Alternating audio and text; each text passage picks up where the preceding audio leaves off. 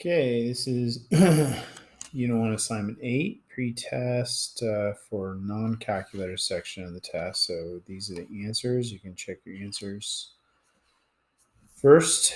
Pause the video if you need to. I'm going to scoot it up in a second.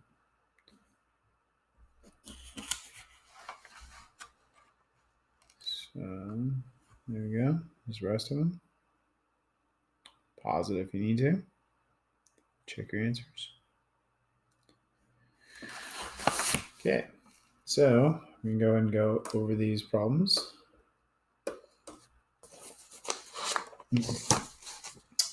So these are non-calculator problems for pretest. Okay, so we have some polynomial inequalities. So you want to move everything to one side equal to 0, and then try and factor it. This one's got a few options. I mean, we could try 6x and 1x, or 3x and 2x. If we do 6 and 1, then we got to do 2 and 15, or 6 and 5, or 1 and 30, or 3 and 10. We want to get 31 in the middle. So if we do 5 and 6, that would be 36. We did 6 here, and 5 here, and one of them is positive, and the other one's negative. That works. So x equals 5, 6, x equals negative 6. Those are your zeros, your roots. I'm going to put them on a line check. These are going to be solid dots. So negative 6, negative 5, 6. Test the value. X equals 1, positive, positive, true, false, true. So your answer interval notation is negative and negative 6. Parentheses always on infinity. Bracket, union, bracket, 5, 6. To pause infinity, parenthesis. There we go. Next one is really nicely all on one side, all factored. You gotta watch out for this guy. That's kind of something big I'm hoping you catch. These are open dots, negative 4, 2, 3. Test of value. X equals 4. Positive, positive, positive. False. Stays false. True. False. The answer is negative 4 to 2. Parentheses. Next one, we're going to move everything to one side. Compared to 0 now. This is a cubic. I mean, we could do rational root theorem, but it's always good to maybe check grouping if it has an even number term. So that'd be x squared GCF of those first two terms. GCF here would be 25. And hey, what do you know? You could do grouping, which is way faster than rational root theorem, which only works if you have rational roots anyways. So I would do it like this. It's way faster, but rational root theorem would work. I'm going to show you, and I think on the next one, we're going to have to do rational root theorem anyway, so you'll get a chance to see how to do it there. So those are all your roots. And then we're going to do line check. And we're going to say these are all going to be open dots, negative 5, negative 2, positive 5, tested value, x equals 6, false, true, false, true. The answer is negative 30, negative 5, and negative 2 to 5. All right, next one, move everything one side, polynomial inequality. That's always our strategy, compared to 0, and then try and factor. Now, this cubic, we for sure can't do grouping because it has odd number of terms. So we're going to have to do rational root theorem. P over Q equals, so here's your P, here's your Q, plus or minus 1 over 1, plus or minus 2, plus or minus 4. Plug 1 in. Hey, positive 1 works. Then we use synthetic division. 1, 3, 0 for the missing x to the first term, negative 4. Drop the first term down. 1, multiply, add, multiply, add, multiply, add. Should get a 0 at the end if you did if you didn't forget that 0 term, if you actually wrote the right, picked the right root. Now what we've done is we've factored it, we've divided it out, x minus 1. And then there's an x squared plus 4x plus 4. And no matter what, once you get to a quadratic, you really should bail on rational root theorem, because you should either be able to factor it, or if you can't, it probably means there's not a rational root. You got to use quadratic formula. Now, I'm going to rewrite the x plus 2's squared to make sure that I don't miss that. So the roots are x equals 1 and negative 2. So we're going to do a line check. These are going to be solid dots.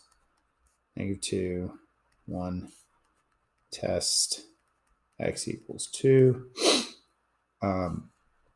Positive, positive. Don't forget this guy. So this is true, false, false.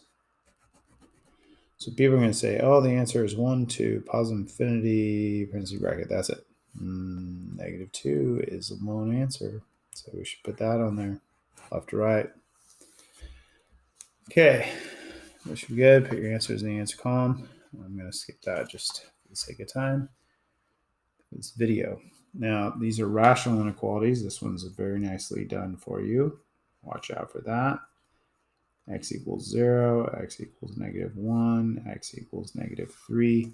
The tops are roots, the bottoms are vertical asymptotes, which is where functions generally change sign. They usually go something like that, So we're going to do a line check, and left to right. The ones on top are going to be solid dots, negative 3. The ones at the bottom are going to be open dots, always, because they don't exist. They're vertical asymptotes.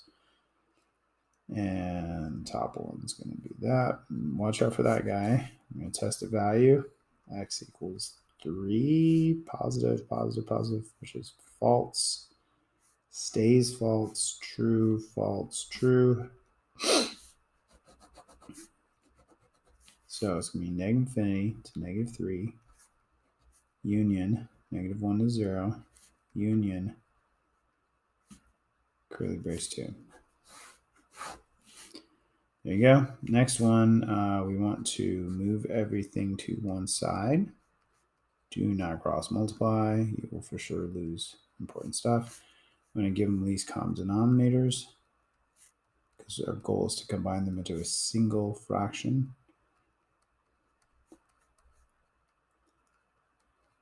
Okay, now on the top, we're going to get x squared plus 6x minus 6x minus 8. Make sure you distribute the negative and the 2. Leave the bottom factored. The top, though, we need to simplify, combine like terms, and then refactor it. So we could do x plus square root of 8, x minus square root of 8. You could think of it as a difference of squares, or you could solve it other ways. So our roots are our vertical asymptotes are negative 4/3 and negative 6. Our roots are going to be 2 root 2 and negative 2 root 2 and positive 2 root 2. So our line check is going to be now 2 root 2 is about square root of 8. It's almost 9. So I would say it's like 2.8. This is like negative 2.8. Now, those shouldn't be in your answer, but they should help you figure out where to put things. So negative 6 is first row on the left. Negative 2 root 2 is next. That should be a solid circle. Then negative 4/3. And then positive 2 root 2. Test a value. X equals 3 if you want. Positive, positive, positive, true, false, true, false, true. Answer is negative infinity, negative 6, union, bracket, negative 2 root 2 to negative 4/3, parenthesis, union, bracket, 2 root 2 to positive infinity. There we go. All right. Absolute value inequalities. I like to use ruler whenever possible, but it needs to have a 1 right here. So you get to divide everything by 2, including the 8. So it's going to be 2 We didn't get rid of the absolute values, x minus 4.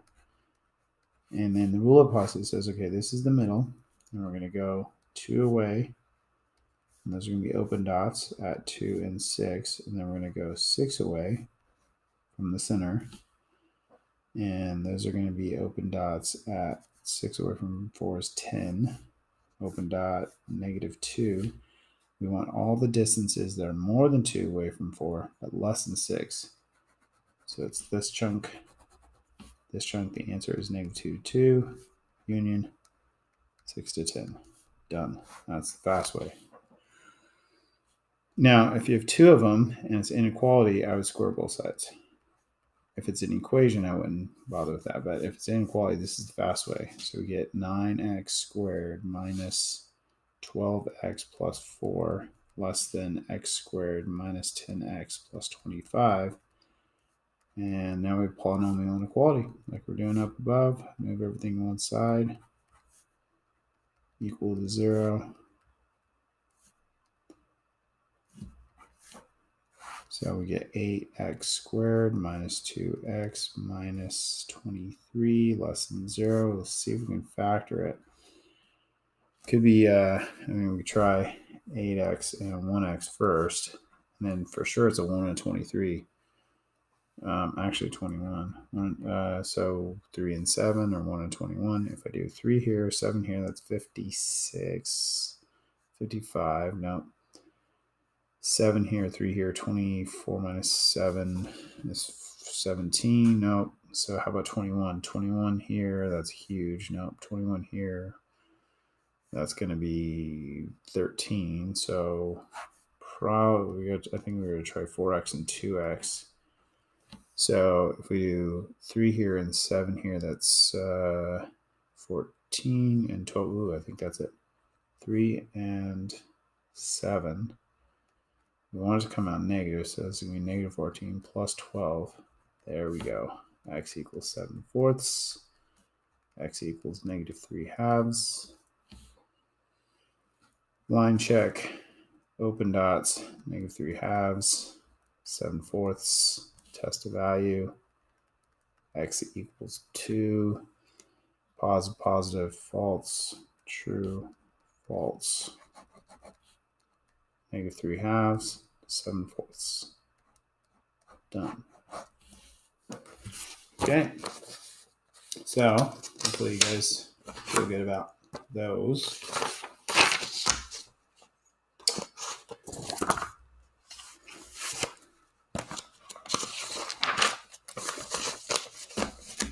On the back, we got some trig equations, trig inequalities. So we're going to isolate the trig, -1/2, alpha, when does cosine equal 1/2? Now we're going degrees right now. So 1√3/2, 1/2, so 30, 45, 60 degrees. One's at negative, quadrant 2 and quadrant 3. We're actually doing both quadrants now. This isn't inverse trig. We're going to use inverse trig, but we weren't given inverse trig, so we're not stuck on principal values. So 3x equals quadrant 2 would be 180 minus alpha would be 120 plus 360k. And quadrant 3 is going to be 180 plus alpha, so that's going to be 240 plus 360k. So I'm going to divide by 3, divide by 3, divide by 3, divide by 3.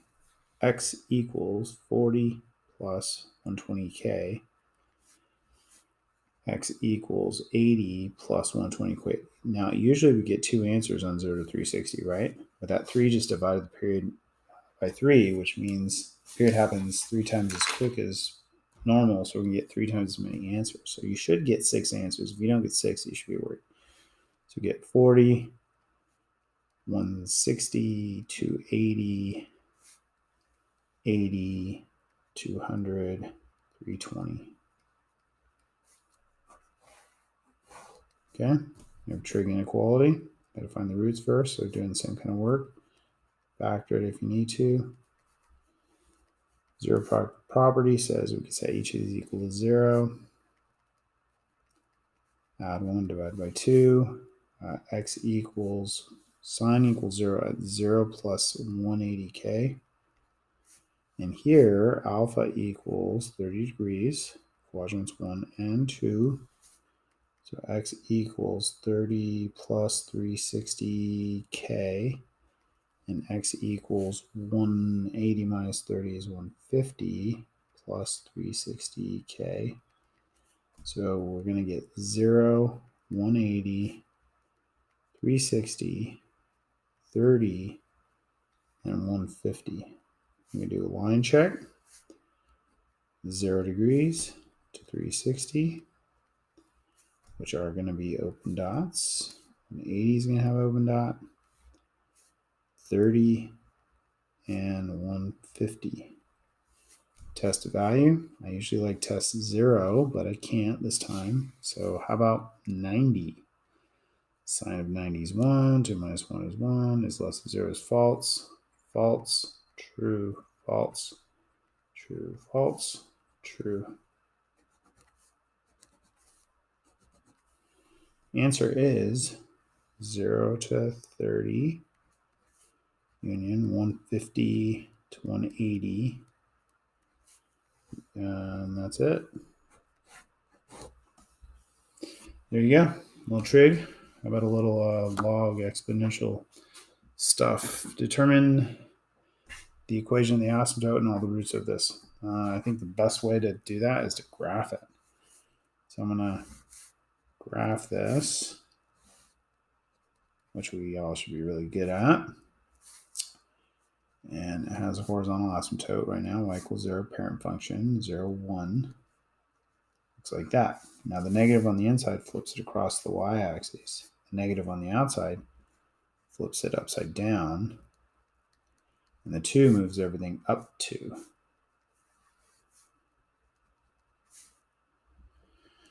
So we're back at 0, 1. And the graph looks like this. And you could also use this to answer if it's concave up or down, or increasing or decreasing, or whatever. So the equation of the asymptote is y equals 2. The roots are where it crosses the x-axis. Now, I can't really, I don't think I can determine that very well from the picture, so I think I might just have to solve for that. So that's when y equals 0, right? That's how we find x-intercept, so y is 0. So then 3 to the negative x equals 2. So we could say, then we could say, well, we got to take the log of both sides to solve an exponential, unless you can make the bases the same, but we can't. That moves in front. So x equals log over 2 divided by log over 3 negative. No calculator. That's exact. Okay. Number 12, solving a log equation. There was a couple different situations. Either get a log equal log, so the inside's equal, a log equal number, change it exponential. So this looks like we're going to be able to do a log equal log. So you need to bring that in. So natural log of 2x equals log of 10 to the 6, which would be 1 with 6 zeros after it, over that, and divided 10 out, 10 out, 10 out. So 2x equals 1,000 divided by 2, divided by 2, x equals 500. There you go. Find all of the values of the graph where the natural log is less than 0. So to solve this, you would exponentiate both sides. And you get x squared minus 6x is less than e to the 0 is 1. So then you get x squared minus 6x minus 1 is less than 0. We get a polynomial inequality. We can try and factor it, but it doesn't look like we're going to be able to factor. So we're going to have to use quadratic formula. Negative b plus or minus the square root of b squared minus 4ac all over 2a. I'm always really careful. I just write this stuff really detailed. 6 plus or minus 36 plus 4 is 40.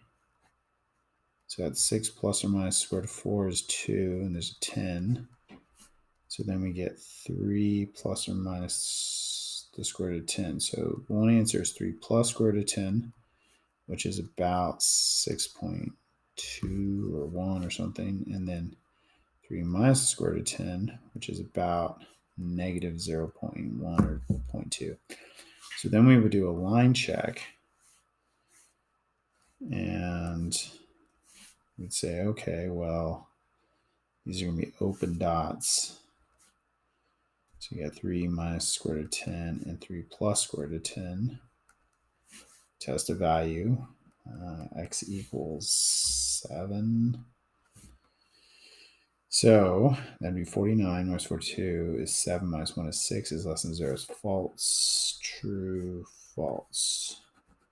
But what about the domain?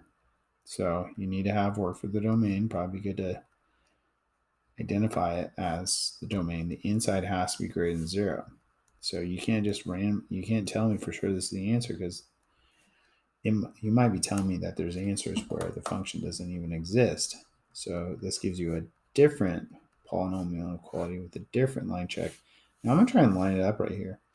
So 0 is actually like right about here, and 6 is right about here in comparison to those. So 0 and 6, we're going to test x equals 7, which is true, false, true. So we need both of these things to be true at the same time, which is going to be this overlapping area, 3 minus root 10 to 0, parentheses, union 6 to 3 plus square root of 10. There we go. It's the answer. I don't want the decimals in the answer. Show them in your work. I'm kind of interested in how you figured out where they were anyways. A little bit of inverse trig. It says, is the graph of this increasing, decreasing, concave down? Okay, well, we should probably try and sketch it. So my best tool is to sketch the sine curve, right?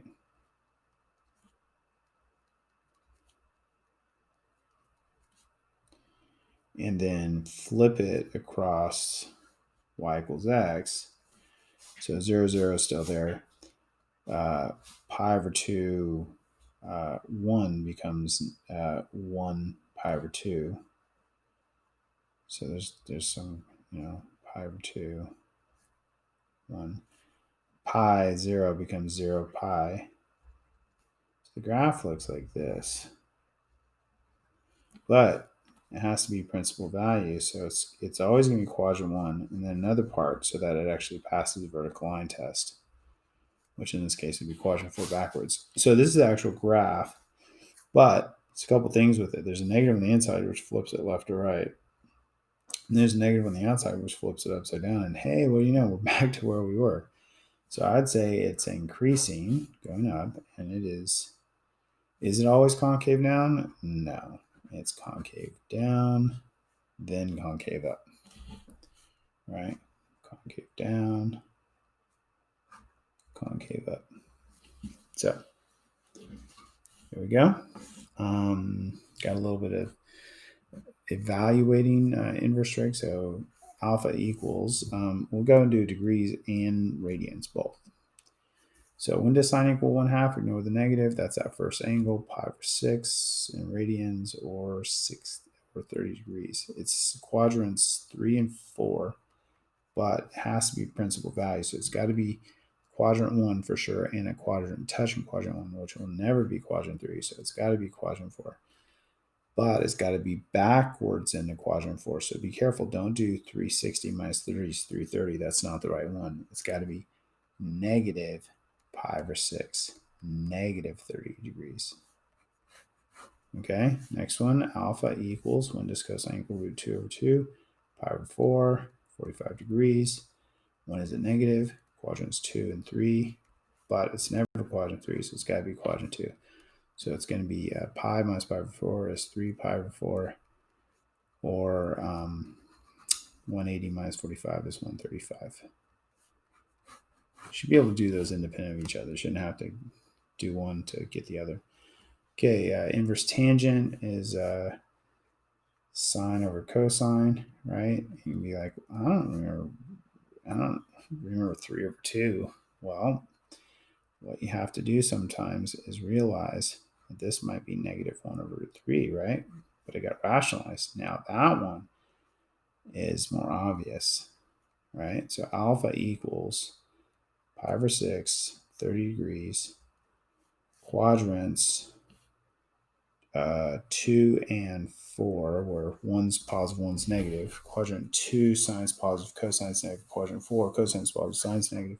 But principal values, it's got to be, well, if you remember the sketch, this is the one hard one. It's going to be quadrant 1 and quadrant 4.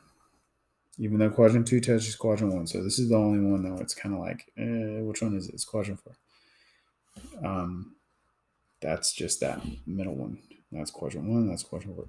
So that's going to be, but backwards, negative pi over 6 equals negative 30 degrees. Okay, next one, we could draw like a picture to kind of help us here. So this is adjacent over hypotenuse. And usually you can't say, oh, the negative is the top for sure. Hypotenuses are positive, so it's definitely. So where is a negative adjacent side? Well, it's got to be this way. Negative 1. Hypotenuse is 5, or over here, right? But this is quadrant 2 and this is quadrant 3, and we're doing principal values, so it's got to be quadrant 2. And then we could use Pythagorean theorem to find that. So negative 1 squared plus y squared equals 5 squared. So y squared equals 25 minus 1 is 24, square root of both sides, plus or minus equals plus or minus 2 root 6. This is positive 2 root 6. This is negative 2 root 6. But we're using that one. So then we're going to do sine of that angle. So this is the angle. We do sine, which is opposite 2 root 6 over hypotenuse. This one, we draw another picture. I think it was a fraction. Opposite over hypotenuse. So positive opposite side.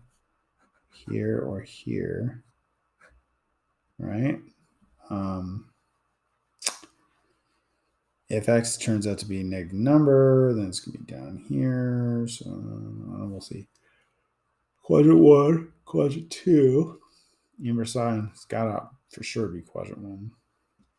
And so opposites x, hypotenuse is 1. So then we got to figure out what the adjacent side is. So a squared plus x squared equals 1 squared. A squared equals 1 minus x squared, square root, plus or minus. So we're going to go with the positive. And so then cosine is adjacent. So square root of 1 minus x squared over hypotenuse, which is 1. So there we go. A little funny one. Okay. Some good review for that part of the test. Make sure you're ready.